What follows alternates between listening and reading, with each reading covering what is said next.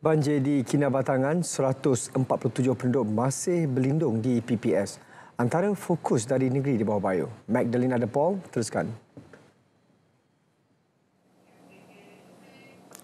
Baik Sahih, setakat 4 petang tadi jumlah penduduk terjejas berlindung di Pusat Pemindahan Sementara PPS SK Bukit Garam meningkat kepada 147 orang daripada 31 keluarga berbanding 138 orang daripada 30 keluarga pukul 12 tengah hari tadi.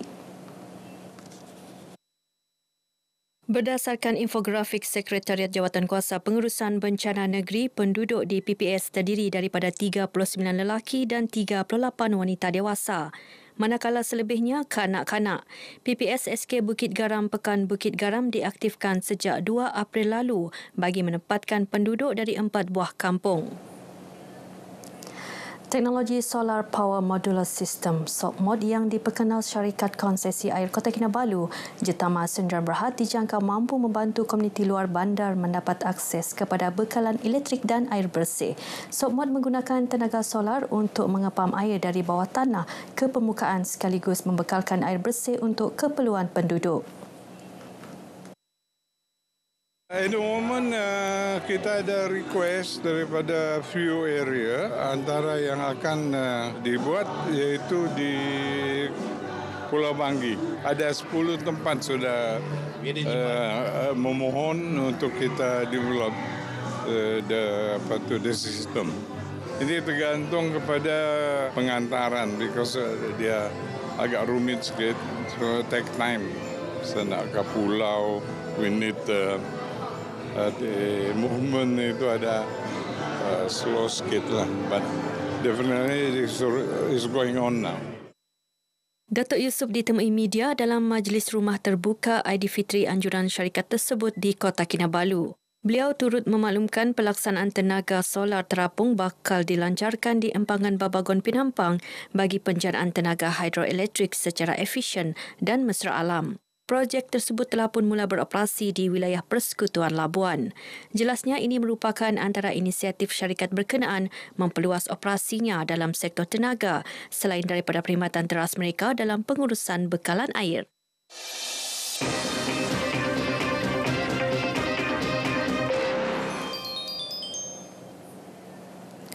Menghukum dan mengurung kini bukan lagi fokus utama Penjara Pusat Kota Kinabalu PPKK dalam pengurusan prospek.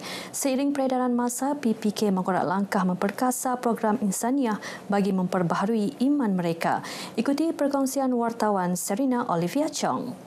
Auzubillahiminasyaitonirrajim. Bismillahirrahmanirrahim. Wadduha. Peranan itu mula digarap secara menyeluruh menerusi penubuhan Mahat Tahfiz Al-Quran Darul Falah PPKK. Operasi sekolah tahfiz ini diluluskan Januari lalu, namun sesi pembelajaran bermula sejak November 2024. Kita punya pelajar ni sebenarnya kebanyakannya mereka ni kosong bab agama. Ada yang tidak mengenal alif bata, ada yang tidak mengenal tentang solat. Jadi bila berada dalam sini, kita didik orang lah tentang alif bata, solat. Dan Alhamdulillah bila bulan Ramadan ni kita dapat libatkan orang dengan khatam Al-Quran. So sepanjang bulan puasa bukan sahaja prospek muda, untuk dewasa pun kita ada tadarus. Kita akan tadarus setiap hari. Prospek akan ke surau dan dipantau oleh daripada JAKIM. 20 prospek dipilih sebagai pelajar tahfiz di sini.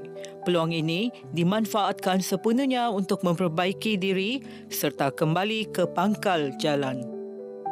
Syukur Alhamdulillah saya dapat lebih banyak menghafal Al-Quran ataupun mendekatkan diri kepada Allah Subhanahu wa taala. Mudah-mudahan apabila saya keluar nanti di sana, saya jadi insan yang berguna kepada masyarakat lah. Sebenarnya kami berada dalam penjara ini adalah satu pengajaran dan diajarkan adalah teknik agama dalam sini dengan cara yang betul. Dan insya-Allah bila kita sudah bebas nanti, insya-Allah mudah-mudahan masyarakat di luar sana nanti akan menerima kami seadanya. Saya sudah boleh sembahyang, baca Al-Quran, dia boleh menghafal Al-Quran dengan baik, insya-Allah lah. Jadi saya betul-betul ingin bertaubat, cuba ingin buat yang terbaik. Selama 4 tahun ni saya sudah khatam 6 kali Al-Quran. Tiada istilah putus asa di sini.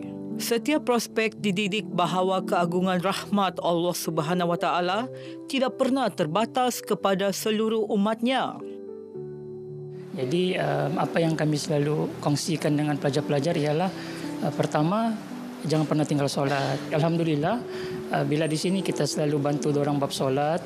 Lepas tu kita bantu dari segi kerohanian lah, supaya dorang percaya bahawa rahmat Allah itu tidak pernah tutup.